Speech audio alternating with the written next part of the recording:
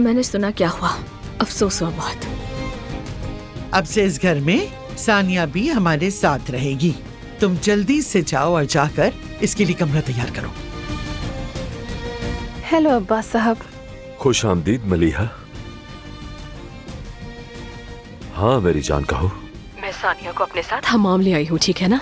जब अदनान साहब इसे देखेंगे तो देखते ही रह जाएंगे। इस खानदान के लिए दुल्हन ऐसी होनी चाहिए। ज़मरुद रुको। मेरे पास जबरदस्त कैमरा है, अगर तुम्हारे पास वक्त हो तो। मेरे घर कब आओगी मेरे कमरे की रौनक बनने के लिए? अम्मी मैं ये सब बर्दाश्त नहीं कर सकती। क्यों कर रहे हैं ऐसे? अब्बास, हमारी बेटी को लोग तंग कर रहे हैं। हमारे साथ ये कर कौन रहा है? जा रही हूँ मैं अदनान, और अब कभी वापस नहीं आऊंगी मैं।